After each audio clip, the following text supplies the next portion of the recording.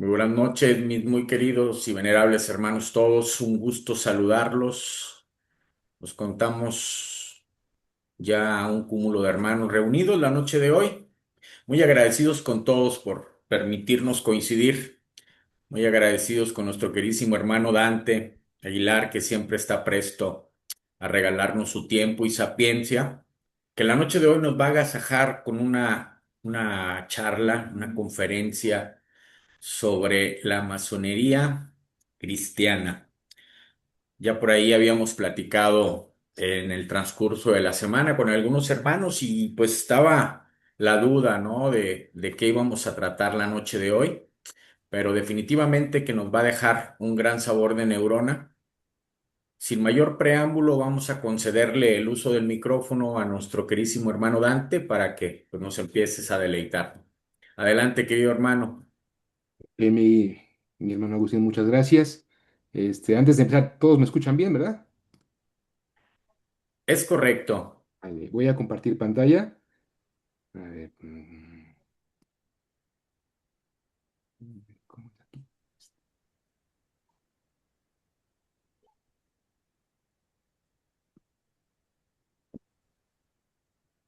Listo. A ver, sí, todos ven la pantalla donde está la presentación. Sí, ya estamos apreciándola. Aquí está, masonería cristiana. Listo. Nada más te pedí a mi hermano Agustín que las personas que se vayan.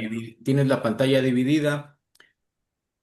A ver, permítanme. A ver, por aquí nos aparecen dos pantallas, una que es la presentación y la otra es la de las diapositivas. A ver, Queridos hermanos, les queremos pedir por favor si son tan amables de cerrar sus micrófonos a ver para si que es. podamos. Ahora sí, mi querido hermano, está completa ya la pantalla. Listo. Gracias. Vale, pues entonces vamos a empezar. Bueno, mis queridos hermanos, ya todos pueden ver entonces la pantalla, la presentación correctamente. Vamos a arrancar. Pues bueno, mis hermanos, primero que nada, pues es un gusto estar con ustedes en esta noche para hablar de un tema que pareciera ser controversial para algunos, sin embargo, podría ser más común para otros de lo que podemos imaginar. ¿Sí? El tema de hoy se llama masonería cristiana. Entonces, vamos a arrancar.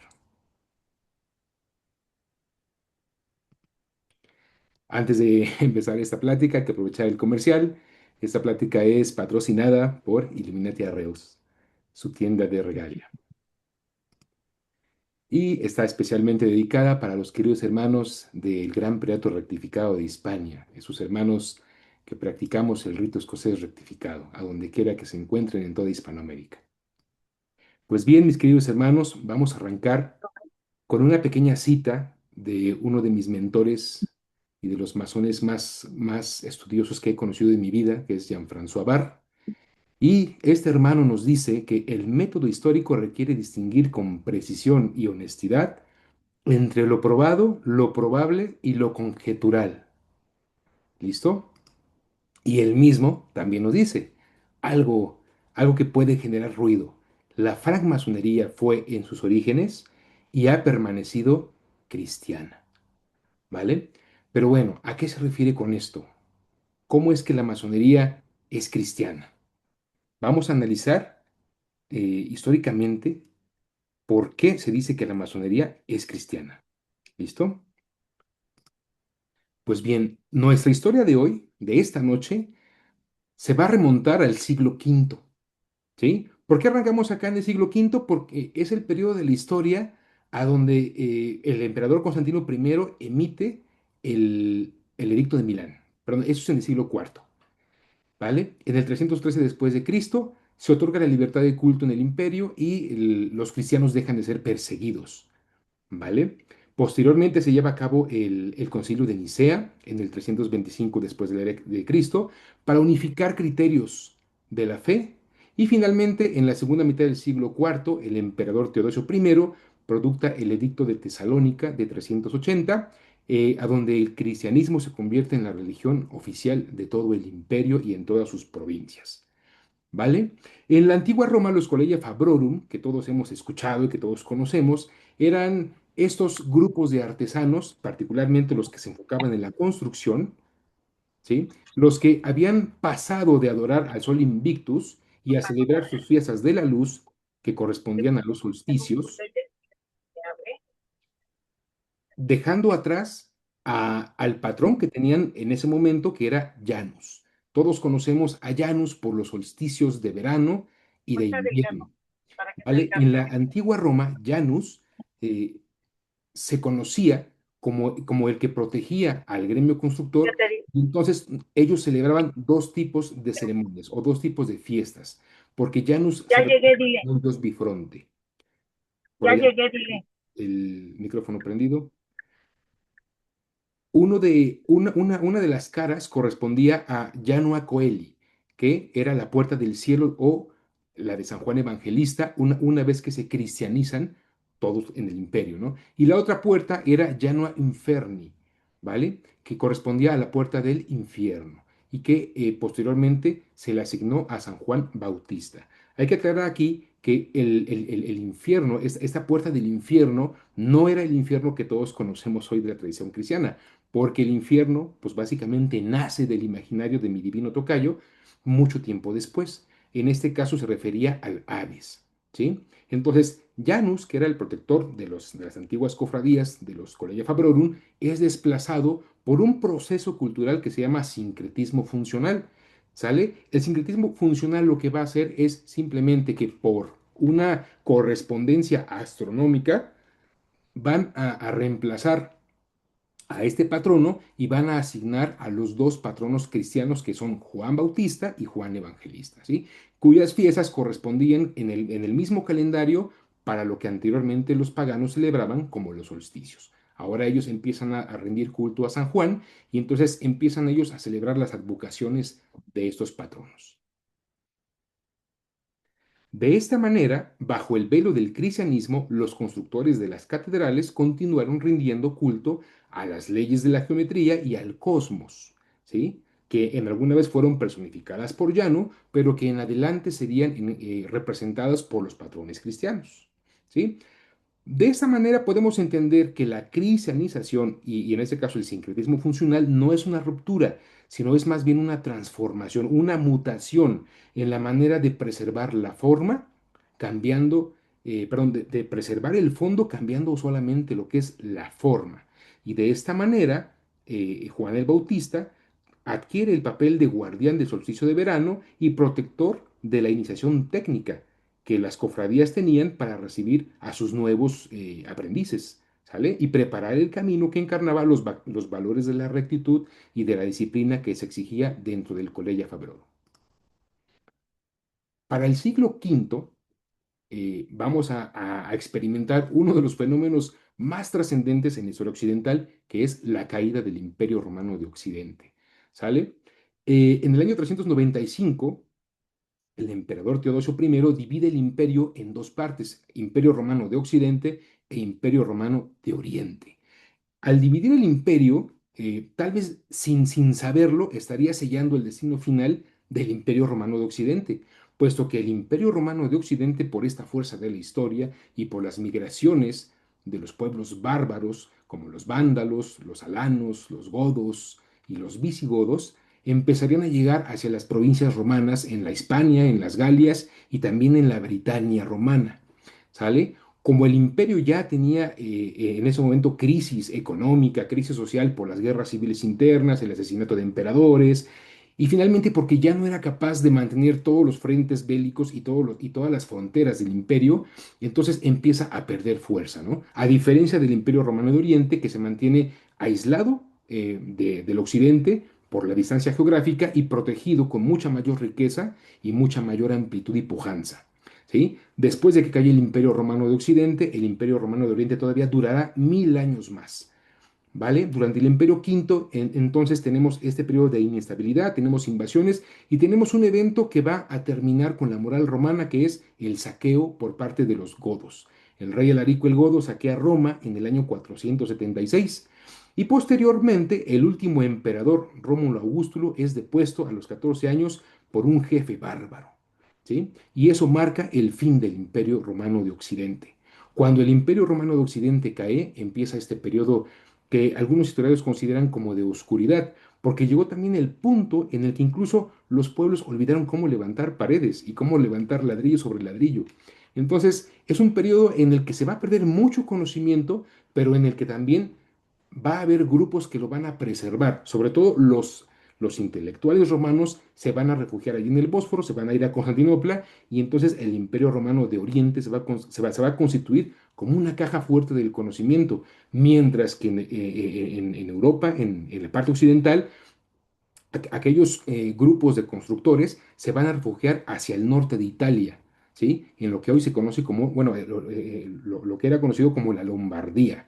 Ahí se van a refugiar y entonces van a preservar parte de ese conocimiento romano que les va a llevar a expandirlo y a transmitirlo por el resto de Europa para convertirse en lo que después se va a conocer dentro de la arquitectura como el estilo románico, ¿vale? De acuerdo con Jean-Claude Bayard, tras la queda del Imperio Romano de Occidente, las estructuras de estas cofradías de los Collegia Fabrorum se van a preservar y entonces van a aparecer estos grupos de constructores itinerantes y que además podían viajar, eran los masones viajeros o masones libres, que se refugiaron en el norte de Italia y que van a ser documentados en la historia como los Magistri Comacini. ¿Vale? Los Magistri Comacini van a ser los que van a preservar el conocimiento de la construcción de la antigua Roma y van a expandirlo por Europa para formar la corriente arquitectónica del románico y posteriormente influir en el desarrollo de la arquitectura gótica. ¿Vale? Los Magistri Comacini van también a desarrollar una espiritualidad que anteriormente no se veía. Esto obviamente no va a ser de gratis, eso se va a deber a diferentes situaciones culturales, pero algo que podemos tener en cuenta es que su existencia está documentada a través de la historia y ellos van a llegar hasta Alemania, van a pasar por Francia y van a llegar hasta Inglaterra. Si no directamente ellos, van a llegar sus herederos culturales. Y de esa manera es como el arte, la arquitectura y la construcción y las tradiciones de los Collegia Fabrorum se van a preservar a través del tiempo. ¿Sí? Eh, Actualmente tenemos testimonios vivos todavía del paso de los Magistri Comacini. Por ejemplo, cerca del lago Cuomo aún existe el batisterio de San Giovanni Battista.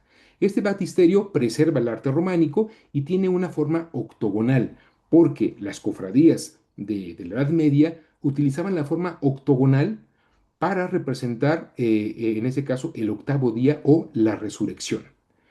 ¿Vale? De acuerdo a Albert Mackey, la masonería especulativa debe su advenimiento precisamente a estos constructores. Ellos serían los precursores de las cofradías de constructores medievales por todo el continente europeo hasta llegar a las islas británicas. De hecho, en Alemania ellos van a dar origen a lo que documentalmente conocemos como los Steinmetzen o los picapedreros alemanes que van a dar lugar al gótico, ¿sí? Y que van a construir las grandes catedrales que podemos ver hoy en el panorama alemán. Una de ellas es la enorme y majestuosa catedral en Colonia. Ahora bien, después de la caída del Imperio Romano de Occidente, nosotros vamos a tener un proceso de restauración de la cultura europea, ¿vale? ¿Cómo va a suceder ese proceso? Bueno, primero que nada, una vez que cae el Imperio Romano, va a empezar un periodo de cristianización de todos los reinos germánicos, que va a empezar desde el siglo V y va a terminar hasta el siglo XII, ¿sí? En el siglo V se empiezan a cristianizar los visigodos, los reinos visigodos, los ostrogodos y los vándalos. Del siglo VI al siglo VIII se van a cristianizar los francos, los anglosajones y los lombardos. Y finalmente, del siglo IX al siglo XII se van a cristianizar los reinos escandinavos. ¿Sí? Con los francos empieza el proceso de cristianización con el bautismo de Clodoveo. Posteriormente, el Papa Gregorio Magno enviará a Agustín de Canterbury para cristianizar a los anglosajones, marcando el inicio de una expansión misionera que va a llevar a los constructores, a los monjes y a los laicos hasta las islas británicas.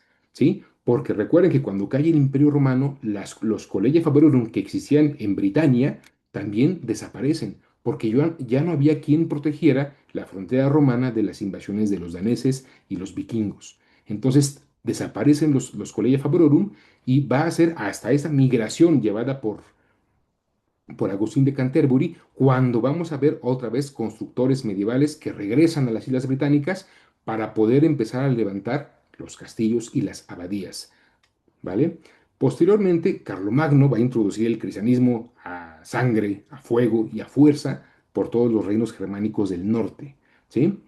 Y finalmente vamos a tener un proceso que va a transformar la visión europea y la visión occidental con el nacimiento de las órdenes monásticas, ¿vale? La reconstrucción de Europa, la cultura y la educación de toda Europa dependía precisamente de las órdenes monásticas, que empiezan en el siglo VI con la aparición de la orden benedictina, ¿sí? Creada por San Benito de Nurcia. La orden benedictina va a nacer gracias a la vida y a la obra de este monje, San Benito de Nurcia, y a la redacción de la regla benedictina. Posteriormente, vamos a tener también en el siglo VIII a un personaje interesantísimo que es Beda el Venerable. Les platicaré un poco más de él porque él es importantísimo para el desarrollo de la masonería especulativa. Para el siglo X aparecerán un sistema de monasterios que se expandirá por toda Europa y que además va a funcionar como una empresa multinacional, que es Cluny, con una red de monasterios expandidos por todo el continente europeo. Básicamente, la formación de las logias masónicas va a seguir el mismo patrón que tenía Cluny y que tenía la Orden del Císter, que es el sistema de filiaciones, ¿sí? A donde un monasterio formaba a otro monasterio, llevando a un abad y dos hermanos, ¿no? Algo muy similar a la forma en que las logias se tienen que formar, ¿no? Donde un venerable maestro, junto con otros hermanos, forman una logia a partir de una logia preexistente, ¿sí?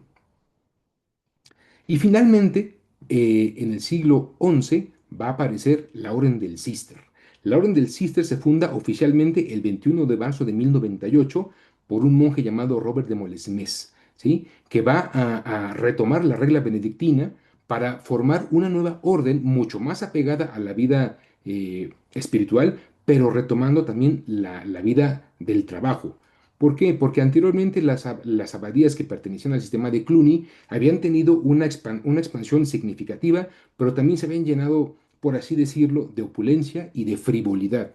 Entonces muchos monjes estaban desencantados con la vida frívola que se estaba desarrollando dentro de las abadías cluniacenses, porque estaban enfocados únicamente a la parte teológica, por así decirlo, pero llevando una vida bastante cómoda, ¿no? Bastante laxa y bastante llena de comodidades, ¿no? Algo que contravenía a la rigurosidad de la regla benedictina.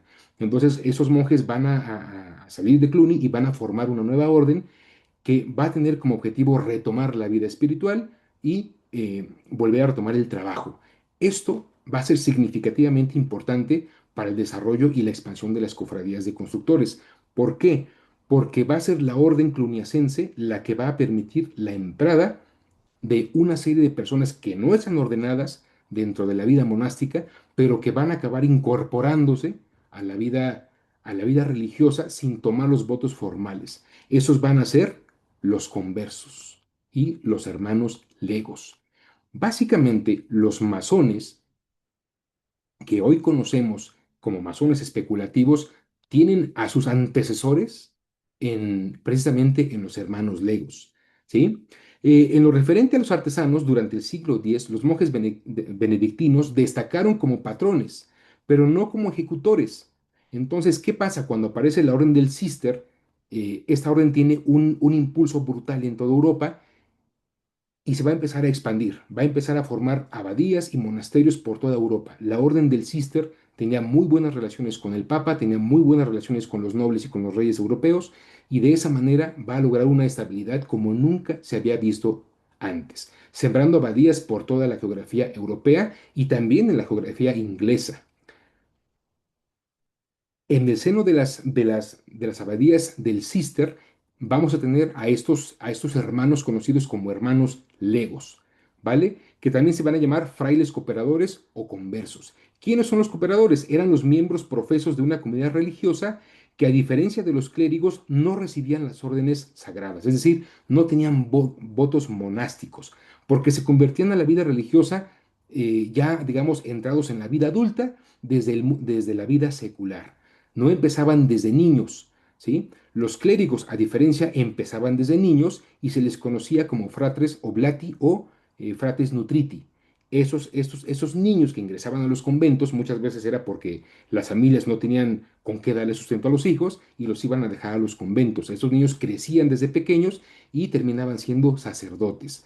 En cambio, los hermanos legos pues eran simplemente laicos que habían dominado y habían aprendido el arte de la construcción, de la orfebrería, de la vidrería, de todo tipo de oficios, y después, al trabajar bajo la tutela de los monasterios y del abad, entonces entraban a la vida monástica como hermanos conversos. Y a esos hermanos se les va a llamar fratres conversi o fratres barbati. La diferencia entre los hermanos legos conversos y los clérigos va a ser, primero que nada, el hecho de que los legos no van a hacer votos, pero sí se van a regir por lo que se van a llamar los usus conversorum. Y físicamente ellos van a usar barba, ¿sí? Y además van a usar capa, mientras que los clérigos van a usar la cogulla y van a estar tonsurados, además de que van a participar en el coro, van a profesar votos, van a ajustar su vida a la regla benedictina y a la eclesiástica oficia, ¿vale? Sin embargo, los clérigos no van a participar directamente en los oficios, ni de la construcción, ni de la agricultura, ni de ninguno de los oficios que digamos que participan en la vida de los monasterios. Para eso van a llegar los hermanos legos. Y esos hermanos legos van a recibir toda la instrucción y toda la formación por parte de los monjes que tienen la habilidad y el conocimiento de la arquitectura y de la construcción para transmitirles este conocimiento a todos esos hermanos legos, ¿sí? Que muchas de las veces, o la mayor parte de las veces, eran analfabetas. Entonces ellos se incorporaban a la vida monástica, adquirían el conocimiento y formaban guildas adjuntas a los monasterios cluniacenses, ¿vale? Ahora bien, tenemos que entender algo. Muchos de los usos masónicos que tenemos hoy en día son herencia precisamente de esta convivencia entre los hermanos conversos y los hermanos clérigos, ¿sí? Por ejemplo, la disposición de las mesas durante el ágave fraternal imita el refectorio monástico, donde las mesas se alineaban con las paredes para permitir en el espacio interior el movimiento de los hermanos sirvientes, ¿vale? Siendo la mesa del abad la mesa de honor. De esta manera, la regla benedictina señalaba, así como hoy lo veríamos los masones, que durante el ágape fraternal la mesa estaría presidida por el abad y en los extremos de las mesas estarían los señores, ¿no? Que hoy serían los vigilantes de la logia, cuidando en este caso la jerarquía, los rangos y las normas que prescribía la regla para los banquetes y la forma de comportarse. ¿Vale? Los masones conservamos en nuestras tenidas muchas cosas prescritas por la regla benedictina, como por ejemplo la mesa que ya les comenté con la forma de la herradura, los tratamientos entre hermanos, así como los cargos, la fresiología del guardatemplo, los usos de recepción para la apreciación de los juramentos o en ese caso la recepción de los aprendices, la preparación de los candidatos y en ese caso la secuencia de los brindis. Todos esos elementos que hoy tenemos en nuestros rituales masónicos son heredados precisamente por la convivencia que tenían los frates conversi dentro de las abadías cistercienses. O sea, en resumen, son los cistercienses los que van a transmitir mucho de lo que hoy tenemos en la masonería especulativa, ¿sí? Gracias a ellos es que las cofradías van a regresar al norte de Europa hasta llegar a Inglaterra para convertir, obviamente, a la cristiandad a los pueblos y para construir todas las abadías y castillos que digamos que hoy perduran, ¿vale? Ahora bien, durante el proceso de convivencia entre los conversi y los clérigos va a suceder algo. Inevitablemente, la influencia, la tradición, la teología y el conocimiento, pues se va a transmitir. Si no de una manera directa, lo va a hacer de una manera indirecta. Y entonces los constructores van a empezar a resignificar su oficio, empezando a tener una visión ya no simplemente servil, ya no simplemente operativa, sino van a empezar a desarrollar una visión moral y una visión espiritual de su oficio. ¿Sí? Mucho antes de que aparezcan los primeros manuscritos antiguos deberes, va a empezar a construirse lo que sería un sistema simbólico del arte de la construcción. Y para esto vamos a tomar, en este caso, la biografía de un personaje importantísimo para este proceso de simbolización, que es Beda el Venerable. En el siglo VIII, Beda el Venerable fue un monje benedictino, teólogo e historiador anglosajón, considerado como el erudito más importante de la Europa medieval temprana. Desarrolló casi toda su vida en el monasterio de Montgomery y Yarbough, en Northumbria, en Inglaterra. Beda defendía su personalidad como una labor de vida, que era el de aprender, enseñar y escribir, ¿vale? Y es recordado en las biografías históricas por su búsqueda incansable de la verdad histórica y de la humildad monástica, características que le dieron el título de El Venerable a partir del siglo IX. ¿Vale? Beda el Venerable es considerado como el padre de la historia inglesa, ¿sale? Su obra cumbre es la Historia Eclesiástica Gentis Anglorum, escrita en el año 731 de la era cristiana, y es la fuente principal para conocer hoy en día la cristianización de Inglaterra y la historia temprana del pueblo anglosajón.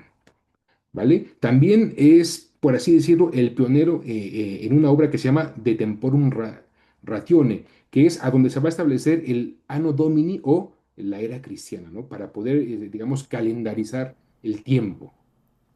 Y finalmente va a ser un doctor de la teología, un doctor de la iglesia, porque sus obras van a ser importantísimas, sobre todo para todos los que van a realizar exégesis simbólicas del templo de Salomón. ¿Sí? San Beda es el primer hombre de la era cristiana que describe el templo de Salomón en términos alegóricos, en un lenguaje que compara la piedra con el hombre y demanda que éste debe cuadrarse o cuadrar la piedra si pretende convertirla en un cimiento del templo. Si ustedes no han escuchado eso en un ritual masónico, entonces no estamos hablando de la misma cosa. Su obra se convirtió en un texto de referencia fundamental para la exégesis posterior del Templo de Jerusalén. Incluso está mencionado en uno de los manuscritos de antiguos deberes más importantes, que es el manuscrito Cook, del que hablaremos más adelante. En 1563 se publicó la Opera Veda Venerabilis, a donde se reúnen sus mayores obras, las obras de mayor importancia. Entre ellas tenemos una obra capital que se llama De Templo Salomonis Liber, que pertenece a una serie de documentos que es el Corpus Christianorum. Este tratado exegético analiza el templo de Salomón utilizando una perspectiva patrística, a donde Veda interpreta una representación alegórica y simbólica del templo imitando o evocando a la Santa Iglesia, ¿vale? La obra profundiza en el significado simbólico de cada una de las partes del templo, porque él considera que el templo es un templo viviente. Y desde esta premisa empieza a hacer una exégesis de todo lo que va a ser el templo de Salomón y de su simbolismo. Aquí les muestro algunos pasajes de la obra del Templo Salomón is Liber para que ustedes se den cuenta de la importancia de la obra de Beda. Por ejemplo, en el capítulo 1, que se refiere a la construcción del tabernáculo, este fragmento dice lo siguiente: si aquel fue hecho templo de Dios al asumir en sí la humanidad, y nosotros hemos sido hechos templo de Dios gracias a que el Espíritu habita en nosotros, ¿vale? De esta manera empieza a plantear el simbolismo de la piedra angular y valiosa. Todos los aprendices, todos sin excepción, cuando terminan su ceremonia, son colocados en la esquina noreste del templo. ¿Por qué? Porque ahí, de acuerdo a la tradición operativa de la construcción, se pone la piedra angular.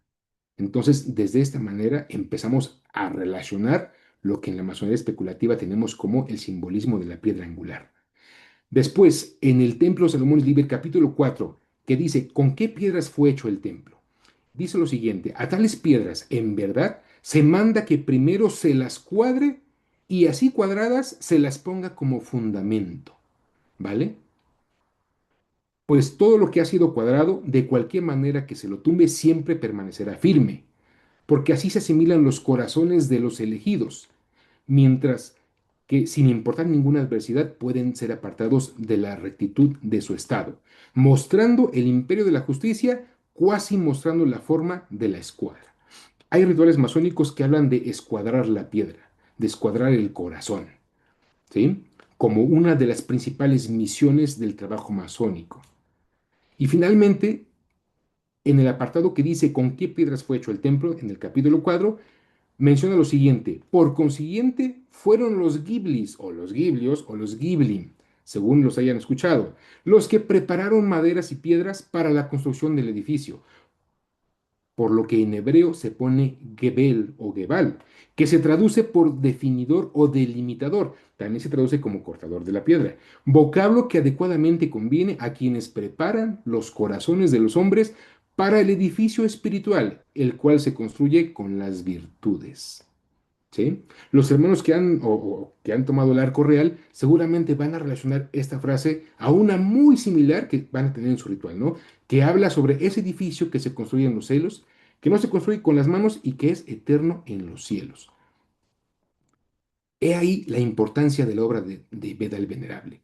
Su trabajo simbólico de resignificar el templo es la premisa con la cual va a empezar a consolidarse el simbolismo masónico, que eventualmente va a poder expresarse y refinarse en la masonería especulativa.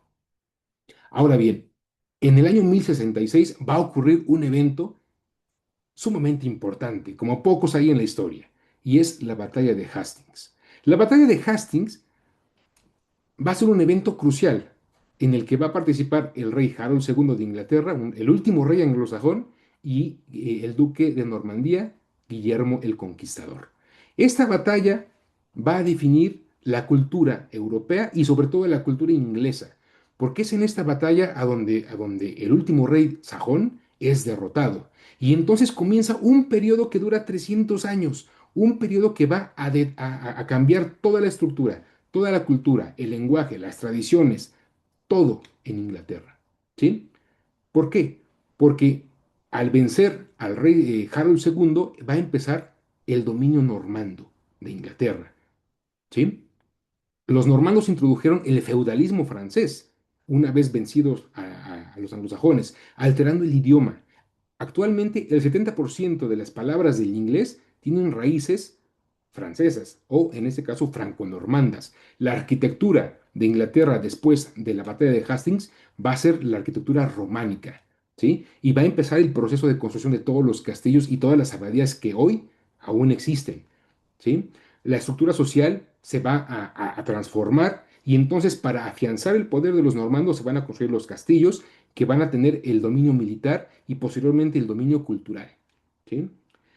Algo muy importante que tiene esto, la arquitectura románica va a ser llevada precisamente por la Orden del Císter, porque así como la Orden del Císter fue un fenómeno francés que se expandió a toda Europa, después de la batalla de Hastings, la Orden del Císter va a llegar y va, digamos, a expandirse de una manera brutal por toda Inglaterra, por todas las Islas Británicas, llevando la cultura cristiana católica y, en este caso, todo el bagaje latino de la Europa continental. Y de esta manera toda la cultura inglesa se va a transformar. Tanto que durante 88 años se habló el francés, ¿sí? Y después, digamos, pasado el tiempo, va a aparecer lo que es el inglés medio, con la fusión del inglés antiguo y el franco-normando. Ahora bien, curiosamente, gracias a esta batalla, es que nosotros tenemos palabras en el ritual masónico que tienen un origen anglo-normando. Y aquí les voy a compartir algunas. Por ejemplo, la palabra masón, que viene del francés majón, y esa palabra es una palabra de origen franco-normando. ¿Sí? Tenemos la palabra Lewis, que viene del francés Louis, y esta palabra hace alusión en el ritual masónico a una estructura que se ocupa, es una estructura de hierro que se ocupa para levantar piedras muy pesadas. En el simbolismo masónico representa a los hijos, ¿sí? En la masonería afrancesada es lo que conocemos como los lubetones, ¿sí? Pero su origen francés es el Louis y en inglés es Lewis. Y este artefacto es con el que se van a levantar las piedras. Entonces, simbólicamente es el apoyo que se ocupa para respaldar a los padres. Esa es digamos, la enseñanza masónica. Otra de las palabras es la palabra obligation, ¿sí? ¿Por qué la palabra obligation? Nosotros la entendemos como juramento, pero en el inglés se utiliza obligation. La raíz, en este caso, es latina, del franco-normando es obligare, ¿sí? Pero esta palabra reemplaza a la palabra sajona que era vow o voto. Por esa razón, en los rituales actuales, en lugar de decir vow, tenemos la palabra obligation para referir a o la obligación o el juramento, enfatizando el vínculo legal, moral y vinculante de los iniciados al recibir, en este caso, la iniciación.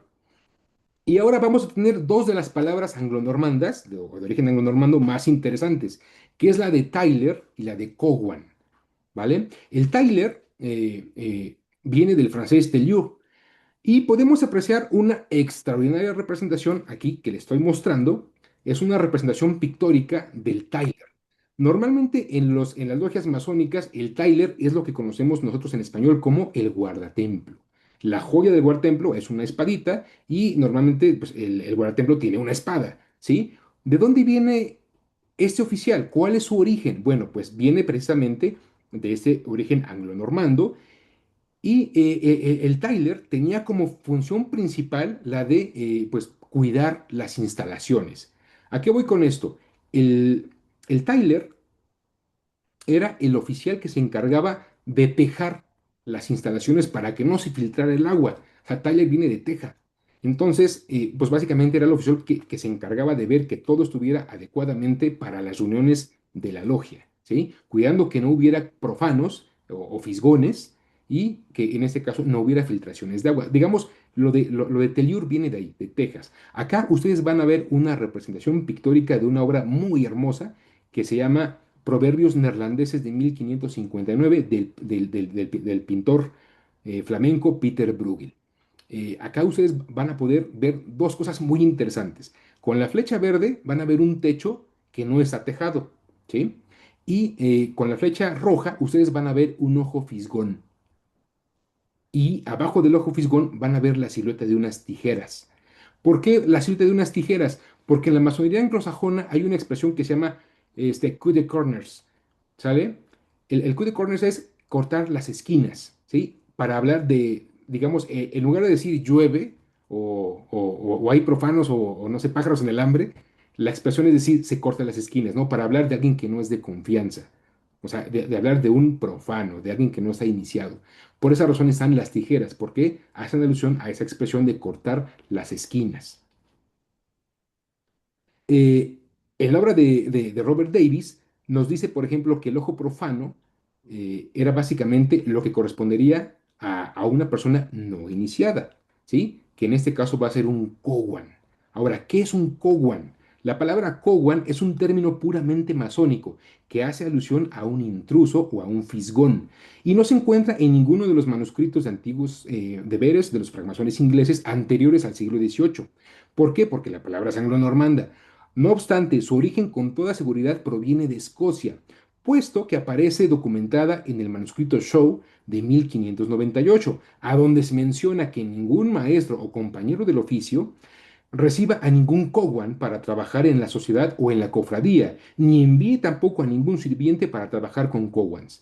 De acuerdo al diccionario escocés de Jamieson, la palabra Cowan es un término despectivo que se aplica a quien hace el trabajo de un albañil de manera imperfecta. Y sobre todo, va a ser el trabajo que hacen los que construyen muros secos, ¿no? Los dry stone masons, o sea, los muros que no ocupan mortero, básicamente apilando piedras. ¿Por qué? Porque tienen una instrucción o un conocimiento deficiente del arte de la construcción, ¿sí? Porque no han sido educados regularmente, ¿sí? O son obreros poco cualificados. Por su parte, Robert Gould, en su historia de la francmasonería de 1883, argumenta que la antigua logia escocesa de Kilwinning consideraba Cowan a un trabajador rural semicalificado que no tenía la palabra de masón ni los signos de reconocimiento adoptados por los masones de la ciudad, debido a que con la introducción de las palabras y los signos de reconocimiento, los masones rurales quedaron fuera de las cofradías, ¿sí? De las compañías de constructores. Ahora bien, en lo que respecta a la parte simbólica, tenemos esta curiosa representación de una persona tirando flores a los cerdos, ¿sí? La parte simbólica hace alusión a un pasaje bíblico que es Mateo 7:6, que nos dice, no den lo sagrado a los perros, no sea que se vuelan contra ustedes y los despedacen, ni echen sus perlas a los cerdos porque las van a pisotear, en referencia a todo aquel que no ha participado de la iniciación masónica, ¿no? Ese es un Cowan, es un profano. Albert Mackey, por su parte, ay, perdón, voy a regresar acá. Albert Mackey, por su parte, nos dice que la palabra Cowan posiblemente tenga un origen griego y haga alusión a los primeros tiempos del cristianismo, a donde los que no tenían el conocimiento del cristianismo o que no eran parte de la comunidad se les llamaba perros, o sea, a los infieles se les llamaba perros, tal como lo podemos encontrar en el pasaje bíblico de Filipenses 3:2, que dice, guardaos de los perros, guardaos de los malos obreros y guardaos de la mutilación. Durante las guerras de religión en la Europa continental, precisamente a los protestantes les van a llamar perros, los perros protestantes, y va a ser precisamente tomado de este pasaje bíblico, ¿vale? De ahí tenemos entonces el curioso origen de las palabras normandas que tenemos hoy en el ritual masónico. Con la incursión del Cister y la caída de los anglosajones, vamos a tener también el desarrollo de algo que se va a llamar la mayordomía. Como ya les platiqué anteriormente, una vez que se cristianizaron los Collegia Fabrorum, reemplazaron a Janus por los santos Juanes, Juan Bautista y Juan Evangelista. Aquí tenemos un dato muy interesante. En la masonería escocesa va a ocurrir algo que se llama la incorporación de 1475 y la mayordomía. ¿Qué va a ser esto? El 15 de octubre de 1475, en el siglo XV o XV, tras obtener el estatus de incorporación oficial, en Edimburgo, la cofradía de los masones se les encargó que llevaran la mayordomía del pasillo dedicado a San Juan Evangelista en la Catedral de San Giles, ¿vale? Siendo el lugar a donde ellos recibirían la misa por parte de los capellanes, que ellos mismos tenían que pagar, para las exequias de los hermanos que morían digamos, para el bienestar de la cofradía en general. Esto está documentado en las actas de la logia de Edimburgo, ¿no? En Mary Chapel No. 1. ¿Vale? Ellos tenían que pagar un centavo semanal para que el capellán fuera a oficiarles la misa y ellos tuvieran, digamos, el servicio espiritual. Eso es de suma importancia. ¿Por qué? Porque nos va a dar, digamos, el inicio de un servicio que es la capellanía y también la mayordomía, ¿sí? Dedicados a Juan el Evangelista en Escocia. Y de esa manera podemos decir que termina de afianzarse el patronazgo de Juan Evangelista y Juan el Bautista en la masonería, ¿sí? Por eso los vamos a tener como patronos y como emblemas en la masonería especulativa. Ahora bien, es importante destacar algo. Los oficios de la logia también tienen raíces cristianas. No todos, pero sí los más representativos que tienen vínculos con la tradición. El primero de ellos es el ecónomo, ¿sí? El ecónomo, que es el hermano al que pues, básicamente le delegamos la responsabilidad de ver que la logia funcione, de que todo esté en su lugar, de que haya velas, de que todo esté, de que nada se pierda. Ese hermano que se encarga a veces hasta de limpiar y todo. Ese es el oficio más antiguo que puede una logia masónica tener hoy en día, ¿sí? Los ecónomos eh, probablemente se pueden rastrear al siglo VI, ¿sí? Y su origen es el capítulo 31 de la regla de San Benito. Y básicamente el ecónomo es lo que en los monasterios correspondía a la función del sillerero. La función del sillerero era aquel que se encargaba de supervisar las instalaciones de los conversos, ¿vale? Era el responsable de la contratación de trabajadores y del mantenimiento de los edificios, la gestión de las granjas y básicamente, de garantizar que los recursos del monasterio no se despilfarraran, ¿sí? San Bernardo de Claraval, que fue la figura principal del cister, le daba una importancia capital al oficio del sillerero. Tanto fue su importancia que él puso a su hermano carnal como el sillerero de la abadía de Claraval. Y cuando su hermano murió, él escribió lo siguiente: ¿acaso escapó alguna vez al hábil ojo de Gerardo en los edificios, en los campos, en los jardines o en los oficios de los paisanos? Con magistral competencia supervisó a masones, herreros, granjeros, zapateros e hilanderos. Es por eso que la joya del ecónomo es un pergamino, o sea, un pergamino con un ojo vigilante, ¿sí? Por esa razón es que podemos remontarnos a ese origen, el ecónomo y el sillerero, ¿sí? Ahora, el capellán. El capellán es un oficial que no va a estar en todos los ritos masónicos, va a estar principalmente en los ritos que son de tradición cristiana, ¿sí? En los sistemas, por ejemplo, afrancesados, que son, digamos, de corriente liberal, vamos a tener al orador, pero el oficial original, por así decirlo, es el capellán. El, el registro más antiguo lo encontramos en 1459 en los estatutos de Ratisbona, posteriormente en las actas de la Logia de Edimburgo y finalmente en el monitor web de 1797. ¿Quién va a ser el capellán? Va a ser el sacerdote al cual las logias masónicas le pagaban para que fuera a hacer los oficios, ¿sí? Los oficios religiosos que tenían que ver con la espiritualidad de la cofradía, o en este caso, pues de las guildas de constructores. Los mayordomos van a desarrollarse a partir de las mayordomías. Lo que yo les comentaba en la diapositiva anterior, la mayordomía de Escocia en San Giles va a ser, digamos, el inicio de la primer mayordomía y de ahí van a nacer los oficiales que en las logias del día de hoy conocemos como mayordomos.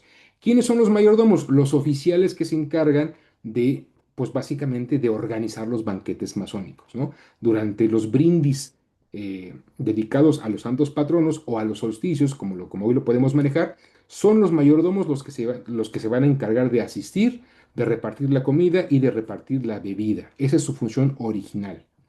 ¿Vale? Los diáconos aparecen en 1598 en los estatutos de Shaw. ¿Quiénes van a ser los diáconos? Bueno, van a ser los oficiales que van a asistir el funcionamiento de la logia y van a actuar como los mensajeros entre el venerable maestro y las vigilancias, ¿no? O los overseas. Ellos van a ser los oficiales que van a tener sus raíces en la masonería antigua, particularmente en Irlanda y en Escocia, ¿sí? En Inglaterra, los mayordomos van a aparecer hasta 1721, ¿vale? Con el decreto que hace el duque de Montagu para habilitar a 12 mayordomos en una celebración importante que tenían ellos en 1721. A partir de ese momento se va a crear también una logia de mayordomos. ¿Quiénes van a ser los mayordomos? Van a ser esos oficiales que van a tener la encomienda de acompañar a los diáconos en toda la parte ceremonial. Una responsabilidad bastante importante y además muy prestigiosa, porque no cualquiera puede ser mayordomo de la Gran Logia de Inglaterra. Y finalmente, el oficio de limosnero. ¿Quién es el limosnero? En las logias mexicanas nosotros tenemos un oficial que le llamamos hospitalario, ¿vale? El hospitalario o el limosnero básicamente va a hacer lo mismo. Su función principal es el auxilio y la caridad. Y podemos rastrear el origen de este oficial a las actas de la Gran Logia de Francia de 1737, ¿vale? Eh, por así decirlo, este oficial aparece a partir de que el caballero Ramsay da su célebre discurso en el Gran Oriente de Francia, vinculando a la masonería con la orden de los hospitalarios, ¿sí? Los hospitalarios tenían hermanos que precisamente se encargaban del cuidado. Esos eran los hospitalarios o los limosneros. Ese oficial viene, digamos, de esa idea simbólica de la conexión entre los cruzados, particularmente la orden de los hospitalarios, con la masonería a través del discurso del caballero Ramsay. Y después de todo este proceso empezamos con una etapa muy importante de la masonería, que es el desarrollo de los manuscritos, ¿sí? A donde básicamente va a empezar ya a nacer la masonería especulativa. Ya les he platicado del origen operativo, ya les he platicado de la conexión que había entre los conversos y los monasterios y las órdenes monásticas. Ya les platiqué la manera en cómo empezó a desarrollarse el simbolismo masónico. Ahora les voy a contar la parte histórica que corresponde a los manuscritos, los documentos que le van a dar cabeza, le van a dar pie y le van a dar esencia a la masonería especulativa. Todos conocemos el primer documento que inicia la tradición de los antiguos deberes es el manuscrito Regius. ¿Cuál es la importancia del manuscrito Regius? Bueno, que este manuscrito es, por así decirlo, la introducción al camino iniciático, ¿sí? El manuscrito de Antiguos Deberes, que hoy conocemos como manuscrito Regius, apareció en 1390 Y es el manuscrito que se leía cuando los aprendices iban a ser pasados a compañeros dentro de la cofradía. ¿Cuándo se hacía esto? El 8 de octubre, en el Día de los Mártires Coronados. ¿Por qué? Porque los mártires coronados también fueron patronos de las cofradías de constructores. ¿Sí? Ahora, el manuscrito Regius se escribió en un contexto de dificultades, ¿sí? Había pasado la peste negra, había pasado, bueno, estaba sucediendo la guerra de los 30 años, guerras religiosas entre católicos y protestantes. Y lo que pretendía el manuscrito Regius era, por así decirlo, sentar la base para proteger los secretos del oficio y crear un origen, por así decirlo, mítico que le diera honorabilidad a la tradición de la construcción. ¿Sí? Es un manuscrito que se escribe en un contexto plenamente católico romano, ¿sí? Y vamos a tener algunos elementos característicos, sobre todo el elemento de la escalera en la cual se transmite la enseñanza primordial de ese manuscrito, que es la escalera de Jacob, ¿vale? El manuscrito regio se escribió por clérigos, se escribió por un monje o por un diácono, ¿sí? Porque muchas veces vamos a pensar o se piensa o se tiene la idea de que dentro de las cofradías ya había un sistema muy elaborado de simbolismos y de conocimientos antiguísimos. Y la verdad es que no, la mayor parte de los constructores eran iletrados. ¿Quiénes eran los que transmitieron las enseñanzas? Eran los monjes, eran los clérigos. Eso es lo que yo les comentaba. La convivencia entre conversos y clérigos va a dar lugar a la aparición de todos estos manuscritos. Sin esa convivencia, los manuscritos no hubieran existido y no tendríamos masonería especulativa. ¿Vale? Ahora, la parte medular de Regius es precisamente que señala a la geometría como el arte de diferenciar la falsedad de la verdad.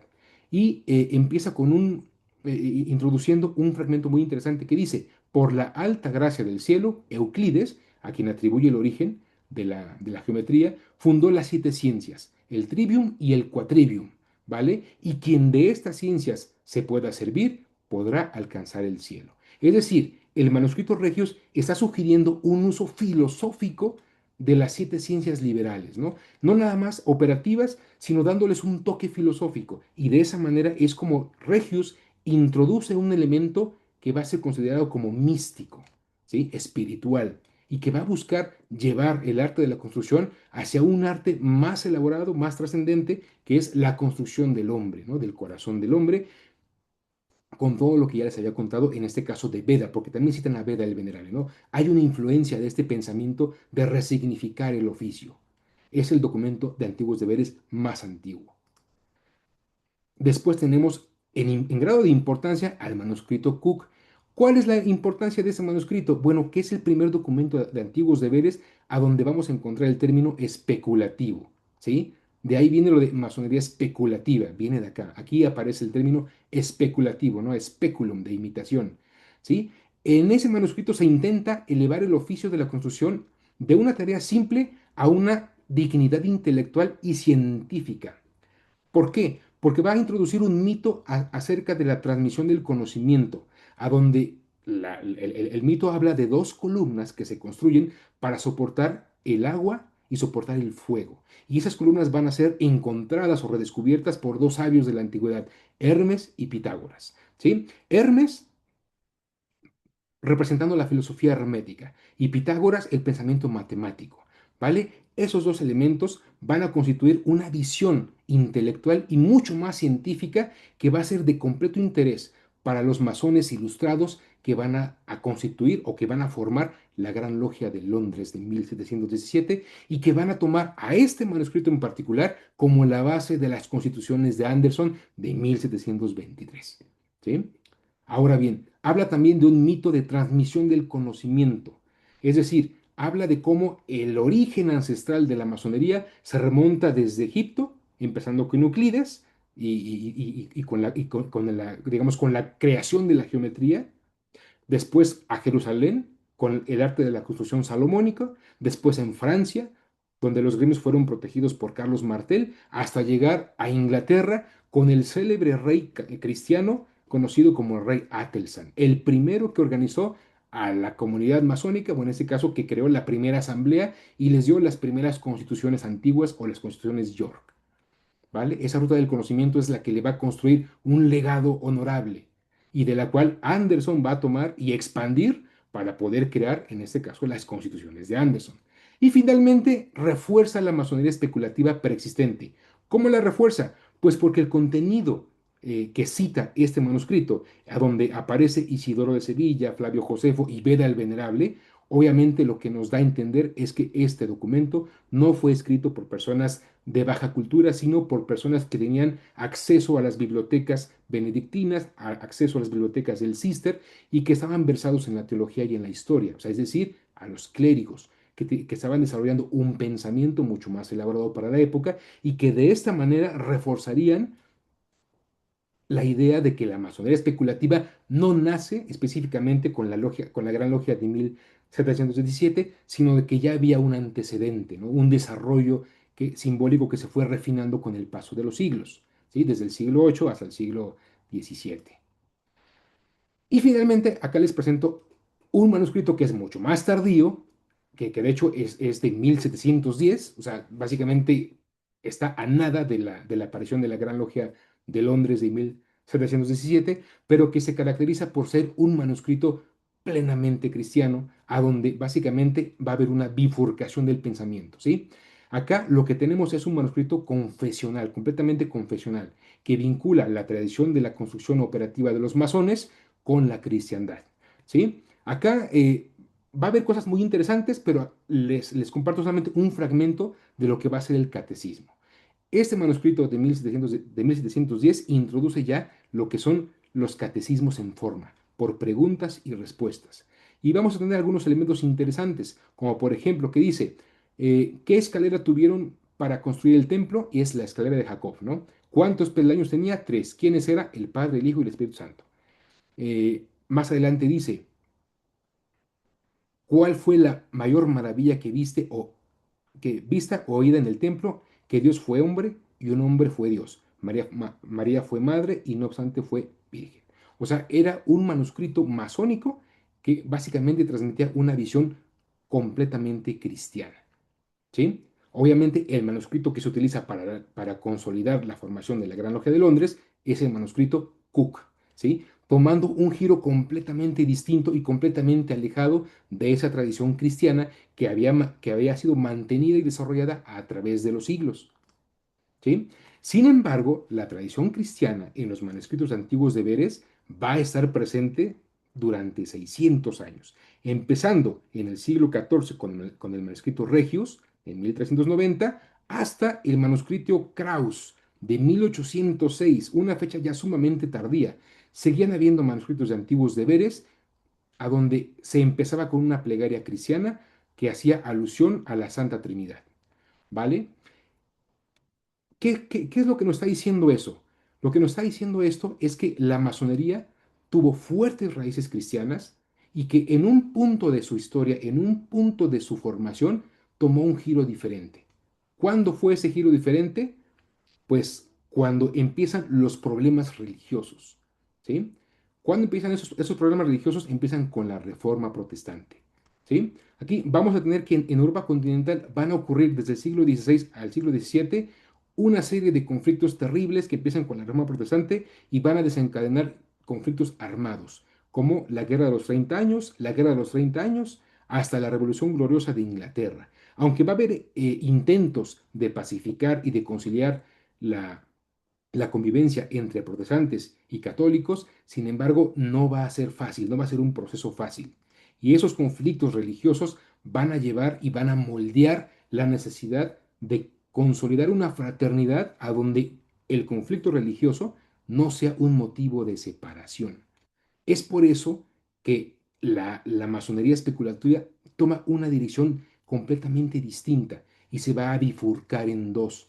Y va a aparecer una masonería que es de tradición cristiana y una masonería que es de tradición deísta, ¿sí? E incluso mucho más abierta a la libertad de pensamiento.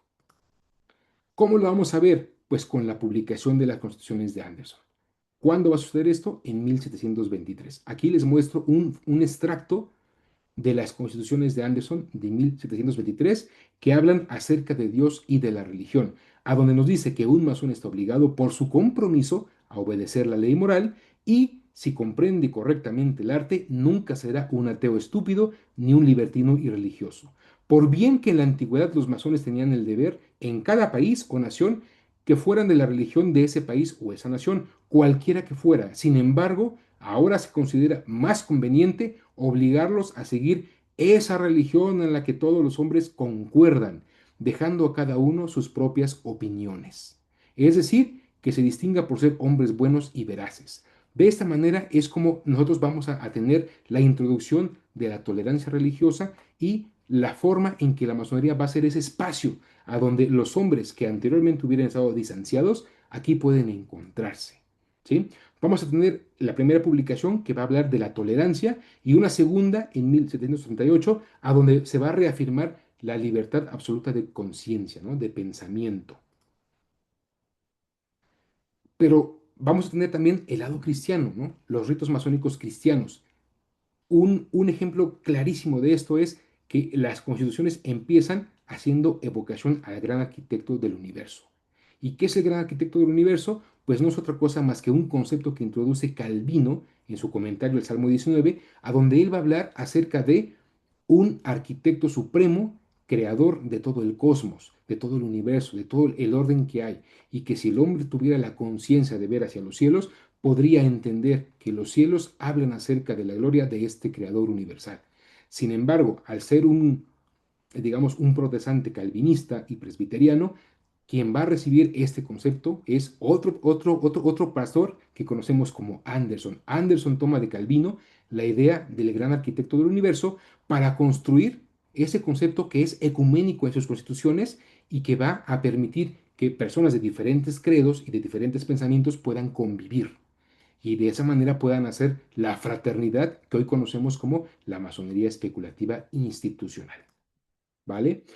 Los masones ilustrados anglosajones no son ateos, hay que recordarlo siempre, no son ateos, son deístas, ¿sí? Ellos, digamos, evocan lo que es la religión natural o racional, que se adquiere a través de la razón, ¿vale? Y de esa manera es como va a empezar este conflicto histórico que vamos a conocer como la separación de modernos y de antiguos, porque los antiguos fueron toda esta corriente que quería preservar la tradición cristiana y que eventualmente va a estar 60 años separada de la Gran Logia de Londres o de los modernos, de esos masones deístas que habían abogado precisamente por este principio de secularización. ¿Y cómo es que la masonería se va a descristianizar? ¿Cómo va a suceder ese proceso? Pues porque va a llegar un momento cuando se unifica la Gran Logia de Inglaterra, a donde se le va a encargar a un hermano masón llamado Samuel Hemming que construya un nuevo sistema de lecturas, conocidas como las lecturas de Hemming, cuyo cambio sustancial va a ser quitar las referencias cristianas de los rituales masónicos y la advocación a los santos patronos conocidos como Juan Bautista y Juan Evangelista, reemplazándolos por Salomón e Hiram Abiv. Y de esa manera es como los rituales ingleses modernos dejan de ser cristianos y por así decirlo están como descafeinados. Sin embargo, en Europa continental la masonería va a seguir un rumbo diferente porque las constituciones de Anderson también se van a interpretar de otra manera. Es decir, va a hablarnos la interpretación de que la paz o esa religión en la que todos están de acuerdo es la religión cristiana entre las diferentes confesiones cristianas, ¿no? Que debe haber tolerancia. De esa manera es como van a aparecer los diferentes ritos cristianos, como por ejemplo el rito sueco, el rito Zinzendorf, el rito escocés rectificado y la masonería antigua que va a llegar, bueno, que se va a caracterizar en Inglaterra, perdón, en Escocia, en Irlanda y que va a llegar a las colonias americanas para constituir la masonería americana, ¿no? Que hoy conocemos también como rito York. Y para terminar, les dejo este pequeño pasaje de Manuscrito Regius que dice, así pues que Cristo por su gracia celestial os concede entendimiento y tiempo para comprender y leer este libro, a fin de obtener en recompensa el cielo. Amén, amén, amén, así decimos por caridad. Y muchas gracias mis queridos hermanos, espero les haya gustado, espero haya generado inquietudes y si tienen alguna pregunta, con gusto se la respondo. Muchísimas gracias, querido hermano Dante. Excelente conferencia, nos llevaste por un bello viaje, gran recorrido por la historia de la masonería y el hecho de conocer el origen de la masonería cristiana, ¿no? Que pues tristemente se ha perdido en algunas corrientes, en algunas masonerías, como lo hemos platicado anteriormente, pero bueno, también existen otras, como el rito escocés rectificado, que mantiene estas bases y engrandece la manera en la que podemos realizar nuestros trabajos y dedicarlos realmente con las palabras adecuadas. Queridos hermanos, vamos a abrir el micrófono. Si alguno de ustedes desea hacer algún comentario, tiene alguna pregunta, aprovechando que nuestro querido hermano Dante lo tenemos la noche de hoy bien disponible, con todo gusto, puede levantar su manita. Hugo, adelante, mi brother. ¿Qué tal? Buenas noches a todos. Tengo una pregunta para el hermano Dante. Bueno, primero felicitarte, la verdad me gustó mucho la presentación y mi pregunta va muy enfocada en este periodo que estamos pasando, que se pasa con las constituciones de Anderson y cómo damos este cambio a descristianizar la masonería, digamos, por el movimiento de los modernos. ¿Hay alguna prueba documental de cómo se pasó de las referencias cristianas hacia las del Antiguo Testamento para hacerlo, no sé, de alguna forma más ecuménica para estas divisiones religiosas? Ujú. O realmente nada más se dio ese giro del cristianismo y ya después pasar a puras referencias del Antiguo Testamento? Bueno, si hay pruebas, o sea, ¿qué prueba podemos tener? A ver, primero que nada, el manuscrito de referencia de las constituciones de Anderson es el manuscrito Cook, ¿vale? De todos los manuscritos que tú puedes encontrar documentados, o sea, que todavía están acá, el manuscrito Cook es el único que no hace digamos, una énfasis o un señalamiento fuerte hacia la tendencia cristiana, ¿no? O sea, menciona un origen trinitario así muy, muy, muy suave y se enfoca mucho más en la historia y, digamos, en esa intención de sentar una base mucho más intelectual. Por eso es que toman de referencia a George Payne, sobre todo, y Anderson, a este manuscrito para consolidar esa transición. Ahora, ¿qué otra prueba puedes tener? Anteriormente, antes de que se unificara la Gran Logia Unida de Inglaterra, las lecturas que predominaban en la instrucción masónica eran las lecturas de William Preston. Las lecturas de Preston son, pues básicamente símbolos que tienen raíces cristianas, ¿no? Y a donde los santos patronos están presentes. Las lecturas de Preston van a llegar a las colonias americanas y Thomas Smith Webb las va a tomar de referencia para construir lo que hoy conocemos como el ritual americano. Por eso es que en Estados Unidos todas las logias y todos los símbolos tienen este circunpunto que tengo acá atrás, a donde aparecen Juan Bautista y Juan Evangelista. Pero en Inglaterra, con las lecturas de Hemming, eso se retira. Y ahora lo que vamos a tener son rituales a donde las referencias de, por ejemplo, de dónde vienes, ya no es de una logia de San Juan, es vengo del oeste. ¿Sí? Aquí ya no se los puse, pero también por la longitud de la presentación, pero en una, a lo mejor más adelante les puedo mostrar, por ejemplo, las comparativas entre rituales, porque eso está documentado, ¿no? Cómo se van quitando las referencias explícitamente cristianas para ponerlas en un sentido mucho más ecuménico. Y van a empezar a introducir elementos del Antiguo Testamento porque es una simbología mucho más llana, mucho más simple y mucho más ecuménica, ¿sí? Sobre todo porque con la simbología del Antiguo Testamento pueden trabajar en analogias fácilmente, por ejemplo, judíos, cristianos de cualquier denominación e incluso musulmanes, ¿sí? Aunque más adelante en los cuerpos apéndices sí haya, digamos, algunas limitaciones. Eso por una parte. Y por otra parte, si tú checas los manuscritos antiguos de Beres, te vas a dar cuenta de que muchos provienen de Escocia, ¿sí? Y Escocia históricamente no tuvo relaciones muy afables con los ingleses. De hecho, los reyes católicos escoceses fueron depuestos por los ingleses. Entonces, si lo analizas históricamente, el hecho de dejar de lado el cristianismo católico romano es una manera también de afianzar la visión protestante que tiene la casa imperante, que son los hanoverianos, por una parte. Y por otra, hay un documento, hay un poema, que es el poema que escribe Jean Théophile de Sagoulier, este, que habla en este caso de la mecánica newtoniana. Y es un elogio al orden universal que básicamente toma a Newton y lo hace encajar así de una manera espléndida con la monarquía gobernante, ¿no? Entonces, ¿qué es lo que nos dice? Que el pensamiento de Jean-Théophile de Sagoulier y de todos esos masones ilustrados es el de estar en comunión, o sea, o estar en armonía con el gobierno, con el establishment protestante, anglicano y hanoveriano, ¿no? Entonces, si te pones a buscar, o sea, puedes encontrar esas evidencias de por qué se fue desplazando el pensamiento cristiano que tenía toda esta historia para dar un giro digamos, retomar esta visión que es mucho más liberal en cuestión de creencias y que aboga por la libertad de pensamiento, ¿no? Porque en la Constitución de Anderson de 1723 te habla de tolerancia y en la de 1768 reafirma la postura hablando de la absoluta libertad de pensamiento y de conciencia, ¿no? Entonces, ahí tienes, digamos, dos pruebas fehacientes de cómo se desplaza. Ahora, hay una cosa bien importante. Hay una constitución que ahorita ya no la puse porque ya era muy larga la presentación, pero se llama la Constitución de Roberts.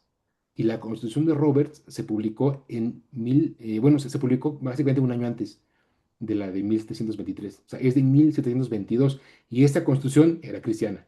O sea, esta Constitución, digamos, era más en tono con los antiguos, pero no, digamos, no tuvo el impulso ni la difusión porque la Constitución de Anderson fue por encargo. O sea, a quien se le encarga Anderson es el primer, este gran maestro, sí, ahorita se me va el nombre, es George Payne, y es el que la encarga, ¿no? Entonces, digamos, todos los esfuerzos para constituir la Gran Logia de Londres están, digamos, del lado ilustrado, deísta digamos, y tolerante, ¿no?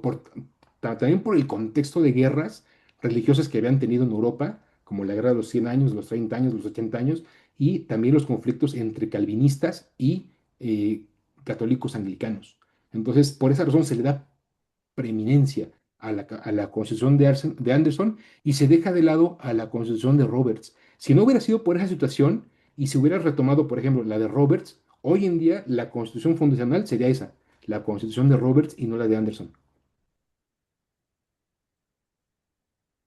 Gracias. Excelente explicación. Gracias, Hugo, por la pregunta. Muchas gracias, Dante, por la magnífica respuesta. Queridos hermanos, ¿alguien desea hacer algún comentario?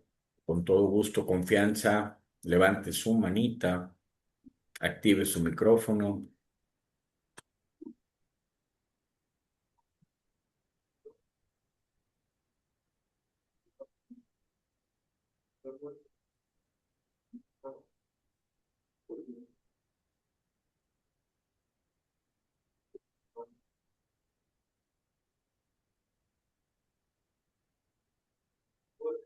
Eh, Mi estimadísimo querido hermano Jaime, un gusto saludarte, mi hermano. Adelante.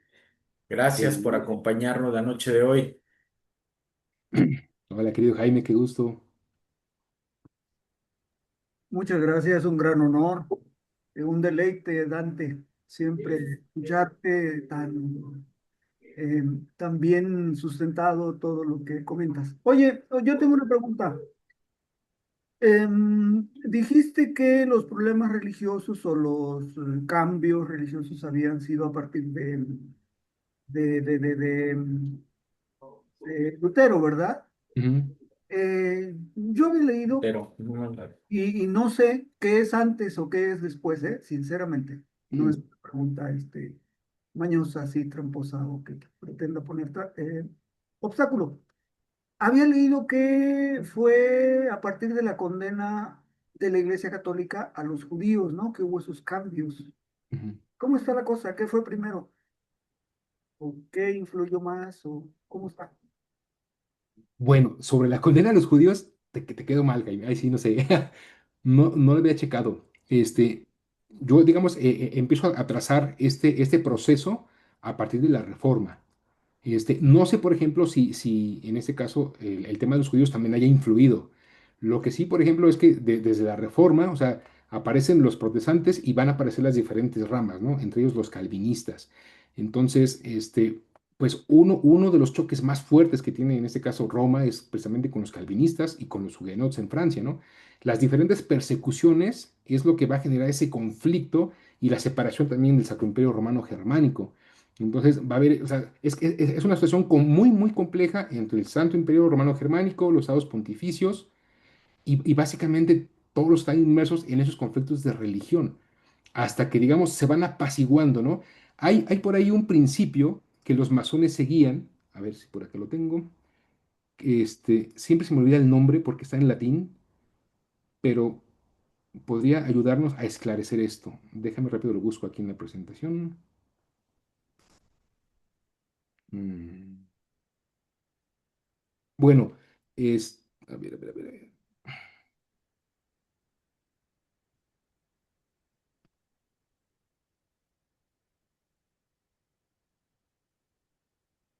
Acá está.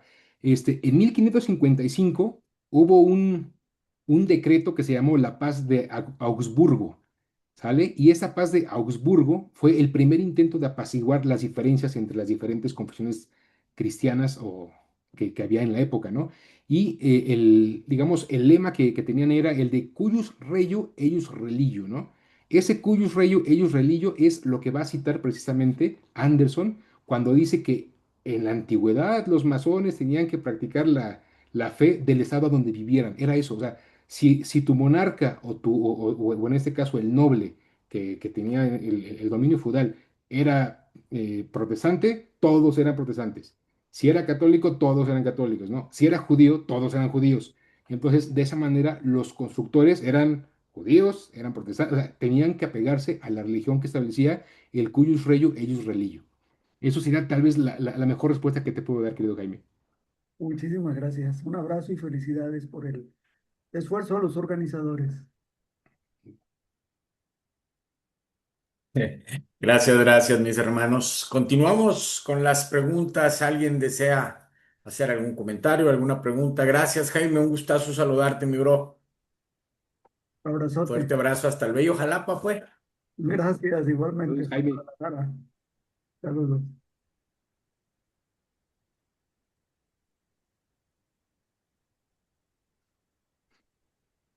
¿Alguna pregunta, queridos hermanos? Comentarios antes de dar por concluida la reunión de esta noche, que es la primera de este ciclo 2026. Y pues muy agradecidos con nuestro querido hermano Dante, quien nos Uf. regaló su Mm. tiempo A mí no me aparece la la noche de manita, hoy para compartirnos. pero si me dan un espacio. Napoleón, adelante, mi hermano. Es que no me aparece la manita siempre aquí para alzar la mano. Por eso pongo el dedo, ¿no? Pues muchas gracias, Adelante, mi hermano. hermano, con toda confianza. Muchas gracias, hermano, Dante. con mucho gusto. Pero ¿hay alguna constitución que se oponía a la de Anderson mucho después, algo así? O dos, porque no recuerdo el nombre. Ujú. Ese es uno. Y lo otro, me pareció que la abadía de Claraval la ponen por Bernardo de Claraval Sí. o ya estaba esa abadía porque era muy joven, ¿no? Yo creo que veintitantos años y ya le dan grandes este, nombramientos, ¿no? Ujú. A este, a este señor. Y tercero, este, mencionabas que juramento y apareció una imagen ahí, obligación en inglés. Sí, juramento no está más por el lado del lenguaje del latín. Juramento. Bueno, es que Ajá. es obligare. Obligar viene de latín. Obligación, ¿no? Obligare. Obligar. Ah, Obligare. bien. Ok. Ajá. Pues nada más eso y felicitarte, una gran erudición, Gracias. pero sí se advierte también que dentro de todos los movimientos, del pensamiento hay, también un ingrediente político, ¿no? Siempre. O sea, la ¿Verdad? masonería no se puede entender sin la política. O sea, la masonería es resultado de luchas intestinas también. O sea, no es como que nació con pura armonía, no. O sea, la masonería ha tenido o sea, su historia y sí, no está alejada de los intereses de las luchas viscerales, intestinas y mezquinas, ¿no? O sea, la masonería es un producto de los hombres. Entonces, por consiguiente, no bajó del cielo, o sea, se construyó pues a través de la historia de la humanidad, por así decirlo, ¿no? ¿Cuál es la historia sí. de la humanidad? Hacer las mismas estupideces una y otra vez, ¿no? O sea, que los que tienen poder no lo quieran, pero o sea, siempre es esa lucha, ¿no? Y de alguna manera Sí, eso y permea en la masonería, o sea, lo podemos ver, pero también tiene pues obviamente sus partes muy, muy nobles. ok. Lo de constituciones, los antiguos tenían su propia constitución, que es el Ayman Resson. Ay, Manresa, ese es el que más se oponía a El la de Ayman Resson. Anderson.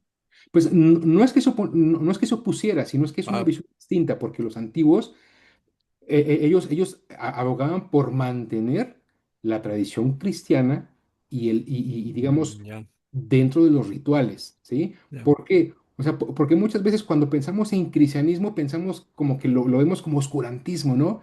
Y sí, realmente, o sea, hay que entender que en la antigüedad, antes de la aparición de los estados modernos, sí, ¿sí? De hecho, los estados modernos aparecen a partir de la paz de Westfalia de 1648. Esa paz es, no, es la que va a separar al Imperio Romano Germánico y va a dar lugar a la formación de los estados modernos, sí, ¿vale? Antes de eso, antes de que aparecieran los estados modernos, la identidad cultural era la religión. ¿Por qué? Porque la religión define cultura, define idioma y define tradición y define todo, moldea todo, ¿sí? Antes de los estados modernos éramos cristianos. Antes de los estados modernos había musulmanes. O sea, había en este sí, caso, por ejemplo, en el Medio Oriente, o sea, sí, había el Islam. O sea, y todos era el mundo musulmán. Acá era el sí, mundo cristiano. O sea, entonces lo que nos definía era que practicábamos la cristiandad y en sí, antes de ser alemán, italiano, inglés, eras cristiano. Cuando empieza la reforma, empieza una división de esa identidad cultural y ahora ya somos cristianos protestantes y cristianos romanos, ¿no? Católicos romanos, cristianos ortodoxos. Entonces van a empezar a ocurrir esas separaciones culturales, ideológicas y teológicas y entonces vamos a ver todo el proceso que moldea la cultura occidental hasta el día de hoy, ¿no? Pero claro. no Y está. bueno, bueno, finalmente, mi hermano, hay un movimiento en México que habla de quitarnos esas categorías europeas, ¿no? Que hay que desaprender esas categorías con que nos formamos. Y el escritor Dussel, que creo que acaba de fallecer hace unos poco tiempo, ¿crees que eso genere algún impacto también en todo lo que, en los conceptos de la masonería en México y Latinoamérica? Como de. Ah, mira, dicen algunos historiadores, algunas vacas sagradas de la UNAM. mm, Necesitamos desaprender las categorías europeas con que hemos ido conociendo el mundo, porque ellos les llaman que estamos europeizados, ¿no? Y en ese sentido dice, mira, tenemos que mirar hacia otras culturas para que las integremos. Pero ese integrar, se habla de integrar la visión del mundo que tienen. ujú. No sé si me explico. Sí, sí, sí, Y en sí. ese sentido, algunas categorías había que quitarlas para instaurar las que nos pertenecen, que es toda América, ¿no? ¿Crees que sufra un impacto, sobre todo la formación intelectual en la masonería? Híjole, pues yo creo que es algo ¿No has como oído de Enrique muy Dussel? difícil de que se logre. O Ah, sea, sí, sí, ¿por qué? Porque, o sea, es como si dijéramos que mañana vamos a dejar de ser hispanos, ¿no? O sea, es que eso no ah, se puede hacer. O sea, nosotros como México, o sea, en el sí, pasado, o sea, México fue Nueva España, ¿no? México era parte de España, era parte del Imperio ah, Español. Toda la herencia cultural que tenemos nosotros que vino a través de España, o sea, no nada más es España, ¿no? O sea, es toda la cultura del mundo clásico, griego, sí, te romano, entiendo bien. Vía el latín. o sea, es todo un bagaje cultural, ¿no? Entonces, Sí, difícilmente vamos a decir, ya no vamos a hacer nada más porque sí, ¿no? O sea, es que es toda nuestra cultura, tradiciones, o sea, todo lo que tenemos es lo que nos hace ser. La masonería que tenemos, por ejemplo, en México, pues es, por así decirlo, también es un producto cultural. O sea, no ah, es una masonería completamente europea, o sea, es más que nada cubana, ¿no? Es más que nada ¿eh? híbrida entre el sistema americano, la visión americana y la visión europea, o sea, es un híbrido. Entonces, eso es lo que ha moldeado la forma en cómo la concebimos hoy. Entonces, por mucho que uno quiera, digo, no es fácil, ¿no? O sea, a veces No, es, no, no, no. pues, No, digamos, yo digo que no es que la desplacemos, sino que si va a haber un impacto, ¿en qué medida? Pues ni, a lo mejor ni nos la vemos, ¿no? Pero sí, bueno, es cuanto. Bueno, muchas gracias. con mucho gusto. Yo tengo una pregunta, si me permiten, mis hermanos. Adelante. Adelante, querido hermano Jorge, Este, después seguimos con Gerardo. sí, gracias. Influencia entre los templarios y la masonería, o de la masonería y los templarios, y la otra, la masonería militar, o Ujú. los militares, cómo trajeron, cómo movieron la masonería entre continentes. De hecho, los rituales tienen un toque, una pimientita, una salecita de los militares. Por eso decimos fuego, la pólvora roja, o sea, hay muchos términos modernos. ¿Todo es romanticismo o sí hay alguna conexión? A ver, algo que sí hay que aclarar siempre, este, es que a veces romantizamos la masonería, pero hay cosas que sí son, o sea, son hechos, como dice Jean-François Barr, ¿no? O sea, hay que distinguir entre los hechos y las conjeturas. Cosas templarias. No hay una prueba, no hay una prueba física, documental o histórica en la que la masonería y el temple estén vinculados, ¿no? O sea, eso es una construcción muy artificial. Sí, no hay pruebas, o sea, eso está aceptado por todo el mundo masónico sin importar el rito que sea. ¿Qué es lo que tenemos? Es un modelo inspiracional, o sea, retomamos la simbología del temple pues porque hay una visión romántica, pero también hay una visión, o sea, hay una razón histórica y política para el temple, o sea, no es de a gratis. O sea, el temple viene a la masonería heredado de los escoceses, jacobitas, católicos, que fueron exiliados después de la batalla de Culloden, que llegan a Francia y forman las logias jacobitas. Ellos van a construir la masonería jacobita y van a traer toda esa tradición templaria que ellos tenían. ¿Sí? Que ellos venían, digamos, importando desde las Islas Británicas, van a formar las logias en Francia y van a crear los cuerpos, los grados que hoy conocemos como rito escocés antiguo y aceptado, ¿no? O sea, son todos esos grados jacobitas, sobre todo los de la Logia de Perfección, el 9 10 y 11, que van a tener ese tinte templario. ¿Cómo se van a construir? Pues porque va a haber un personaje fundamental que es el caballero Ramsay. Él da un discurso en el Gran Oriente de Francia y a partir de su discurso se crea una leyenda que vincula a la masonería con los cruzados, no con los templarios, con los cruzados, particularmente con los hospitalarios. Por eso de ahí nace el cargo del hospitalario o el almoner o el limosnero.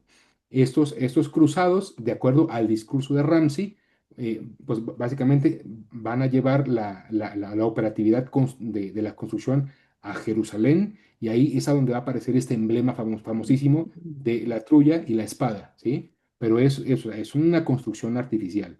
¿Por qué? ¿Cómo se construye? Bueno, pues porque Ramsay era jacobita, Ramsay era partidario de los Estuardo y además estuvo vinculado a la familia de los reyes Estuardos, ¿no? El príncipe Bonnie y Prince Charlie, que dio el golpe en Escocia y que perdió. Entonces, todos esos leyendas templarias vienen de ahí, pero vienen porque también es una manera sutil y velada de, por así decirlo, de disfrazar o de resignificar la caída de los reyes católicos y la promesa de venganza y de recuperación de lo que les pertenecía. Por eso hay muchos grados, por ejemplo, el grado 14 lo puedes encontrar como Jaime el Sexto, ¿no? O Jaime Estuardo también se puede aparecer en algunos rituales antiguos. Y los grados 9 10 y 11 te hablan acerca de que los templarios deben ser vengados, así como tienen que ser vengados los reyes católicos.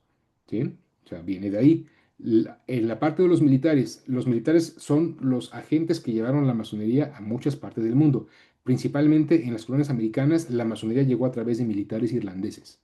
Ellos llevaron la masonería a las colonias y la masonería que llega de los irlandeses es la que también va a llegar en cierta parte a Bristol Y de esa manera, la mezcla de la tradición antigua con la moderna va a generar el ritual de Bristol en el puerto de Liverpool. Pero en las colonias, ellos llevan las lecturas de personas, ellos llevan la masonería de los antiguos y es ahí a donde va a entrar a la América y va a llegar Thomas Smith Webb, va a tomar lo que viene de los irlandeses y va a crear el sistema americano, que si tú ves el ritual Preston Webb y ves el ritual irlandés, pues son casi iguales, o sea, son muy, muy, muy parecidos, ¿no? Y si lo comparas con el de Escocia, es también muy parecido, ¿no? Porque tienen la misma línea, pero fue llevado por militares. Ese sí está, eso sí está documentado, o sea, fueron los militares. Muchas gracias. Y la verdad es un deleite escucharte. Gracias, hermano. Con mucho gusto, hermanito. Gracias, querido hermano Jorge, gracias, querido hermano Dante. Vamos a concederle la palabra a nuestro hermano Gerardo Hernández. Adelante, Gerardo.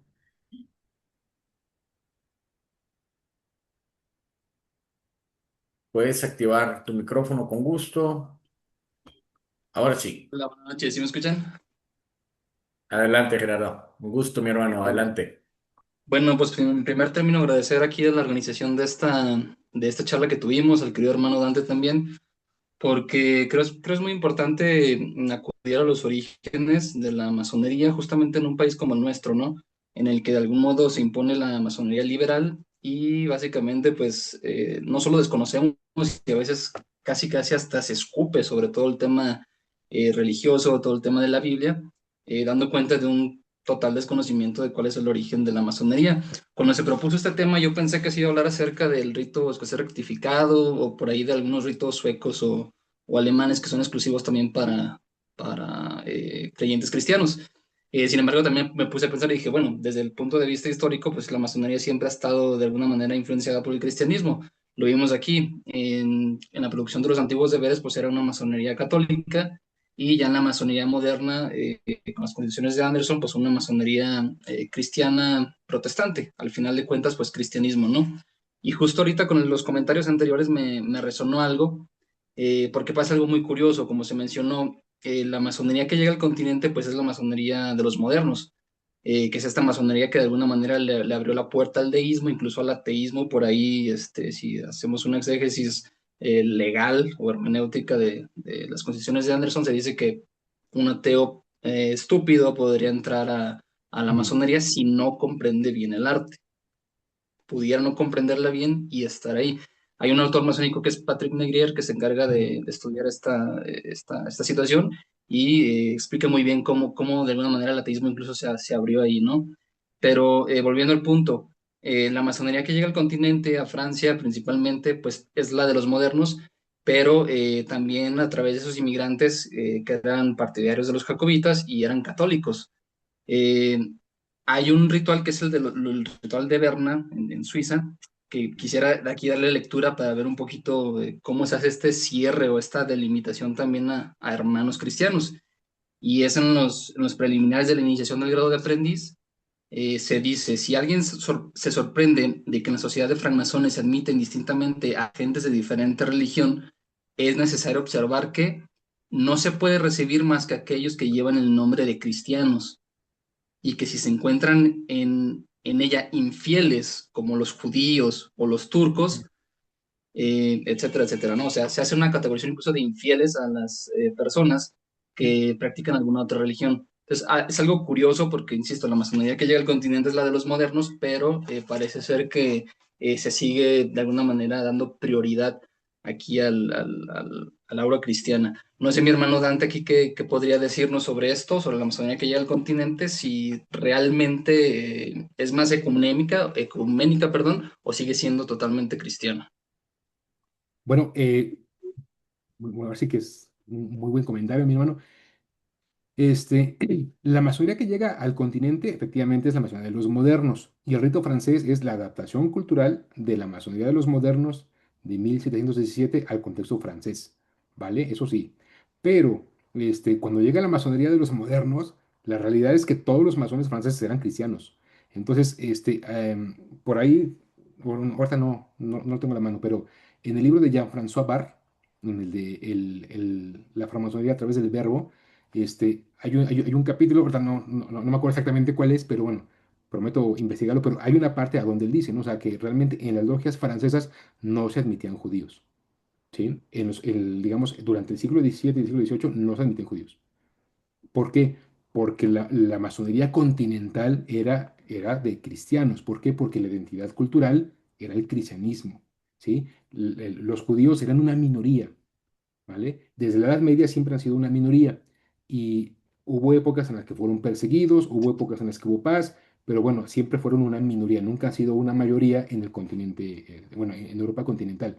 Sin embargo, los cristianos antes de la Reforma, pues básicamente la mayor parte eran romanos, ¿sí? ¿Por qué? Porque después de la queda del Imperio Romano va a haber 8 siglos en el que se van cristianizando los reinos germánicos. Entonces, desde esa perspectiva, todos los que entraban a la masonería tenían que ser cristianos, ¿sí? Y los juramentos, la apertura de la logia y la clausura de la logia se hacían sobre el Evangelio de San Juan, sobre el prólogo del Evangelio de San Juan. Actualmente, en el rito escocés rectificado, por ejemplo, los trabajos se aperturan en el prólogo del Evangelio de San Juan y las logias que practican el rito escocés antiguo y aceptado en el continente también lo hacen. ¿Sí? No abren como acá. ¿Por qué no abren como acá? Porque aquí lo que tenemos es una hibridación entre la masonería americana y la tradición europea. Entonces, los pasajes que aquí tenemos en las aperturas son los pasajes de la masonería antigua, pero en el continente, rito francés y rito escocés antiguo aceptado, en la parte simbólica, abren todos en el Evangelio de San Juan. ¿Sí? ¿Por qué? Porque el Evangelio de San Juan te habla acerca del verbo, del logos. Entonces, eso tiene todo un trasfondo filosófico y también, pues, espiritual, ¿no? Y esa es, digamos, la razón de por qué siempre se hace así, ¿no? Y por qué anteriormente pues, solamente admitían cristianos. Con la llegada, en este caso, del pensamiento deísta y con la ilustración, bueno, va a empezar esta corriente moralizante y esta corriente de abogar por la libertad de pensamiento, la libertad de culto, como resultado de la Revolución Francesa, como resultado de lo que es la ilustración en general, y que, por ejemplo, en Inglaterra, los masones que van a consolidar esta gran logia, pues tienen esa visión. Por eso es que van a chocar con los masones tradicionales, ¿sí? Los tradicionalistas, que eventualmente se van a convertir en los antiguos y que van a tener esas fuertes relaciones con irlandeses y con escoceses, porque ellos también son de la misma corriente, ¿no? Ellos también vienen de la Reforma Protestante. O sea, en Escocia el calvinismo pues, es lo que va a dar origen a la iglesia presbiteriana, ¿no? De Escocia. Y en Irlanda, pues lo mismo, hay católicos y protestantes. Entonces, se van a adherir más a esta visión conservadora y tradicionalista, pero que no es retrógrada, o sea, eso hay que entenderlo bien. No es digamos, que rechazar el cristianismo sea necesario en la masonería, no, porque la teología cristiana es sumamente profunda. Lo que pasa es que la mayor parte de la gente, todos en general, tenemos solamente una embarrada de catecismo dominguero que nos da una señora que no tiene ni puta idea, ¿no? Pero hablar con una persona que sí tiene dominio en teología cristiana es maravilloso, o sea, el simbolismo, la profundidad, lo que hay es sumamente profundo y muchas veces no tiene nada que ver con un pensamiento oscuro, ¿no? Al contrario, es enriquecedor en todos los sentidos. No sé si respondí tu pregunta. Sí, mi hermano. Entonces, en ese sentido, podríamos incluso hablar de una segunda descristianización del ritual masónico con la Revolución Francesa. Porque, por ejemplo, hace unos momentos preguntaba un hermano si hay pruebas acerca de cómo se cambió referencias totalmente católicas o cristianas a referencias más ecuménicas. Una es justamente como lo mencionaste, por ejemplo, en las tres antorchas se decía que era el Padre, el Hijo y el Espíritu Santo, ¿sí? Y luego cambió a sabiduría, fuerza y belleza, que luego se hizo por ahí una asociación con los dos Hiram y Salomón, y bueno, todavía seguían esas trazas, a lo mejor veladas con otros ropajes, pero seguían. Y ya a partir de la Revolución Francesa incluso se abrió la puerta literalmente al ateísmo y a un sinfín de cuestiones más, pues ahí podríamos hablar de otro proceso todavía más radical, ¿no? Sí. Sí, claro, porque la ilustración es un proceso cultural que desplaza la figura divina y lo reemplaza por el antropocentrismo, ¿no? Donde el hombre es el Sí. centro de todo. Entonces, de esa manera se rompen los vínculos con el pasado y empieza una visión que choca rotundamente precisamente con la reforma, porque ¿qué pasa en la reforma? Es una crítica a los abusos y a los malos manejos de la iglesia romana. Pero pues la iglesia romana, pues o sea, como cualquier institución, pues, también tiene sus altibajos, ¿no? Entonces es un cambio de pensamiento y también es una forma de decir, la gente tiene que acercarse a través de la educación, tienen que leer, tienen que conocer la Biblia, ¿no? Y va a haber diferentes visiones que van a romper con esas, digamos, con esas visiones ecuménicas.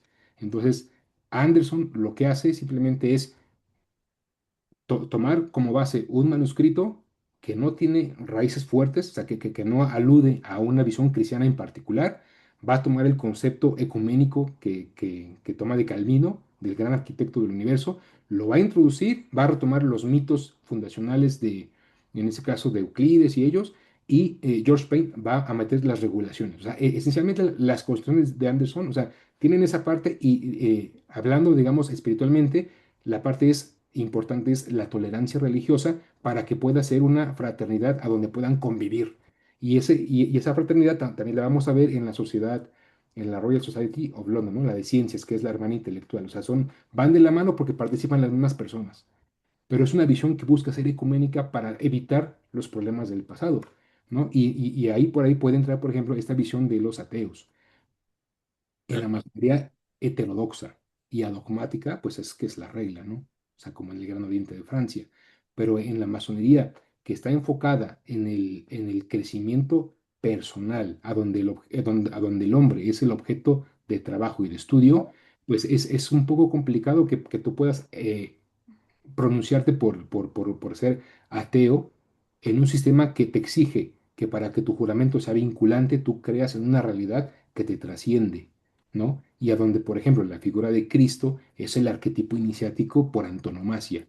Entonces, sí, hay que verlo de esa manera, ¿no? O sea, la masonería dogmática y liberal está mucho más enfocada en la cuestión social, pero la vía iniciática te habla de el interior, ¿no? Por eso, por ejemplo, Villahermosa hacía una crítica a los ingleses y decía que el objetivo de los grados, la parte moral, pues es como solamente lo aparente, ¿no? Pero que ese no es el objetivo de los grados masónicos, ¿no? Que la masonería tiene que tener un objetivo más profundo. Claro, muy bien. Gracias, mi hermano. Con gusto, ¿no? Perfecto, gracias Gerardo, gracias Dante. Pues Dante, no me queda más que agradecerte, querido hermano, el tiempo que nos regalaste, tu sapiencia y siempre la disponibilidad para compartir con todos nosotros. Te agradezco, al igual que a todos mis queridos hermanos que nos permitieron coincidir la noche de hoy. Les deseo muy buenas noches y damos por terminados. Si mi querido hermano Dante desea hacer el cierre, adelante, hermano, por favor.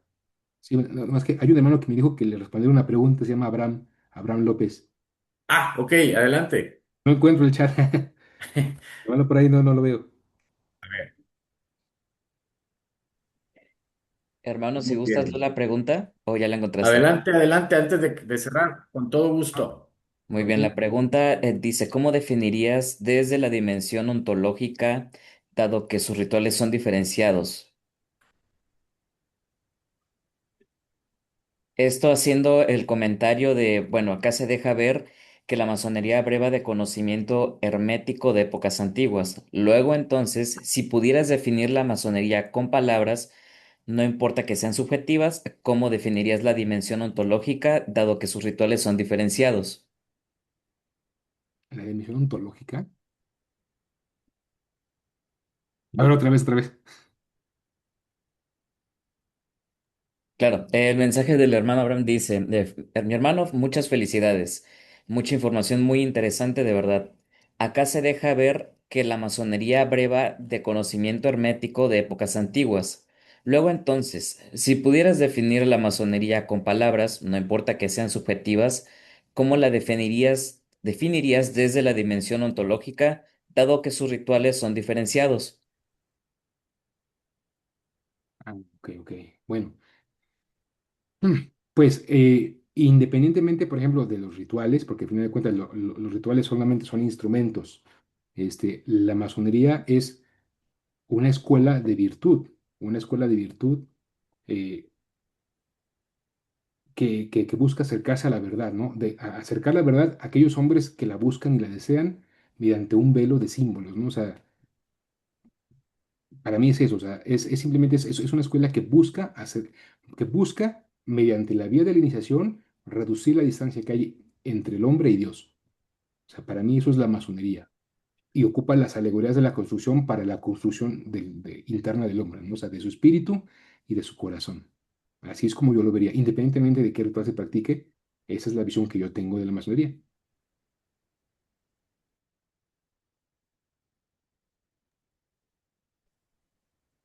Muy bien, gracias, Efraín, gracias, Dante. ¿Alguien más desea hacer alguna pregunta? Si no, concedemos el uso del micrófono a nuestro hermano Dante para que nos pueda dar unas palabras antes de concluir. Efraín. Efraín, adelante, Efraín. Claro, antes que nada, muchas gracias a los organizadores por esta conferencia, la verdad muy interesante, y también agradecer al querido hermano Dante. Hermano, la verdad es un placer escucharte. Eh, Mi pregunta es, si quisiéramos empezar por fuentes eh, confiables, fuentes masónicas o históricas, para adentrarnos un poquito más los que quizá apenas estemos empezando en este tema de la historia, tanto de la historia de la masonería empezando un poco más atrás de parte de los manuscritos, los textos, lo que podríamos llamar textos fundamentales de la masonería. Eh, ¿Cuáles serían como al menos tres o cuatro textos o libros que pudieras recomendar?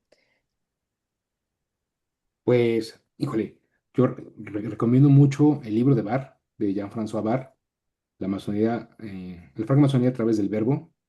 Es un libro maravilloso, extraordinario, de un masón increíble, ¿no?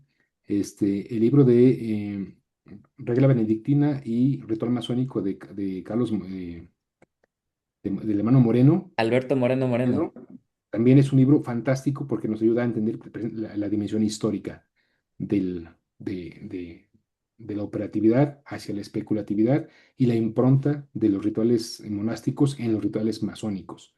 Ese sería el segundo, ¿no? Y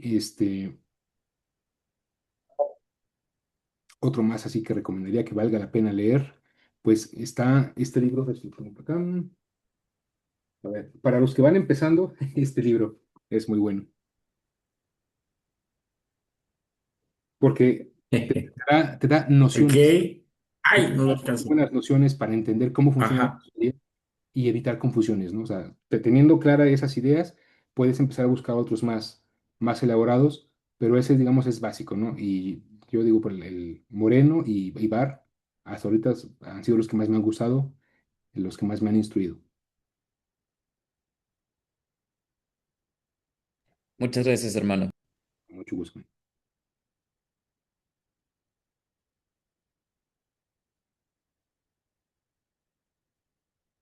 Gracias, querido hermano Dante. Excelente. Efraín, muchísimas gracias por tu pregunta. Un placer, hermano. Pues mi hermano Dante, damos por concluida la reunión. Muchísimas gracias. ¿Algunas palabras para el cierre, mi hermano? Pues nada más agradecer, mis hermanos, el tiempo y espero que les haya gustado, espero les incentive a que investiguen, a que sigan disfrutando de la masonería, porque la masonería es más de lo que conocemos, es más de lo que vemos y siempre tiene algo que enseñar, ¿no? Entonces es un viaje extraordinario. Muchísimas gracias, querido hermano. Gracias a todos por permitirnos coincidir. Les deseo muy buenas noches y un excelente fin de semana. Muchísimas gracias, queridos Hermanos, hermanos. pásensela muy bonito. Hasta luego, que